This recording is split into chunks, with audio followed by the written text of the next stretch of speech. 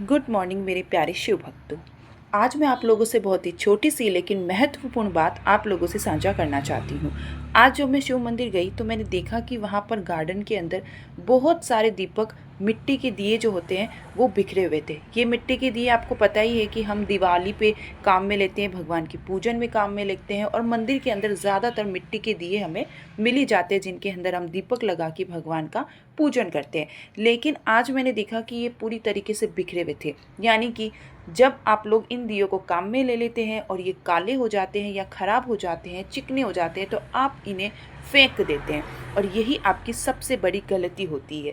जिन मिट्टी के दियों में आपने भगवान जी का पूजन किया, जिनको आपने स्मरण किया, उन्हीं दियों को आपने कचरा समझ करके बाहर फेंक दिया या बीच रास्ते में आपको उनको फेंक दिया। अब आपको पता है ये बीच रास्ते के अंदर जो मिट्टी के दिए फेंक दिए गए हैं, वो भक्तगण जो वहाँ पे आ रहे थे शिव मंदिर में, उनके पैर लग रहे थे, उनकी ठोकरें लग रही थी, कुछ मिट्टी के दिए पैरों के नीचे आकर के टूट भी रहे थे। अनजाने में ही सही, लेकिन लोगों से पैर लग रहे थे। लेकिन अगर इन्हीं मिट्टी के दियों को संभाल करके साइड में रख दिया जाता तो इन पर कभी कोई पैर नहीं लगाता। लेकिन ये चीज़ किसी को पता नहीं होती है। इनफैक्ट लोग समझते हैं कि अब इनका कोई काम नहीं है तो इनको वो लोग बाहर फेंक देते हैं, लेकिन ये बहुत ही ज़्यादा गलत चीज़ है। हमारे शास्त्रों में लिखा हुआ है कि अगर इस तरीके से बीच रास्ते में अगर इन दियों को फेंक दिया जाता है तो जब आपके पैर लगते हैं, आपकी ठोकरें लगती है, तो आपको बहुत बड़ा पाप लगता है। यहाँ तक कि अग्नि देवता आपसे नाराज़ भी हो जाते हैं। इसीलिए आपके घर में जब भी पूजा घर में आप मिट्टी के दियों को काम में लेते हैं या मंदिर में दियों को काम में लेते हैं, तो कृपया उन्हें बीच रास्ते में ना फेंकें, उन्हें साइड में इकट्ठा करके कहीं रख दें। अगर आपको लगता है कि ये दिया आपने नहीं फेंका है लेकिन किसी और लोगों ने भी फेंका है और आपका पैर लग सकता है, तो कृपया उसे उठा करके आप साइड में ज़रूर रखें। क्योंकि कहते हैं कि जब आप साइड में इनको रखते हैं तो यही दिए आपके मुसीबत के समय में फरिश्ते बन करके आपके काम में आते हैं। अब आपके मन में विचार आएगा कि ये फरिश्ते बन करके ये दिए हमारी किस प्रकार से सहायता कर सकते।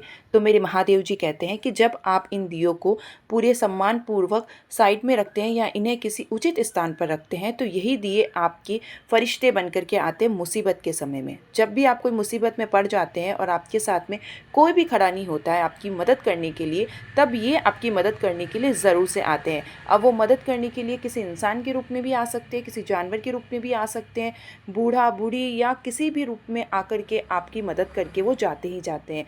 इसीलिए जब भी आपको बीच रास्तों में दीपक मिले तो कृपया उन्हें साइड में ज़रूर से रखें, या फिर आपके घर के दीपक भी अगर होते हैं तो उन्हें किसी पीपल के नीचे या किसी सुरक्षित स्थान पर साइड में ज़रूर से रखें। बीच रास्तों में फेंकने की गलती बिल्कुल ना करें, क्योंकि अगर आप बीच रास्ते में फेंकेंगे, लोगों के पैर लगेंगे, तो आपको बहुत ज़्यादा पाप का सामना करना पड़ सकता है। अग्नि देवता आपसे नाराज़ हो सकते हैं, यहाँ तक कि भी और भी दोष आपको लगने के पूरे चांसेस होते हैं। ये छोटी छोटी बातें ही हमारी संस्कृति को मजबूत बनाती है। अगर हमने पूजन में कोई सामग्री इस्तेमाल की है तो उनको सुरक्षित रखना और उनका मान सम्मान करना भी हमारी ही जिम्मेदारी होती है।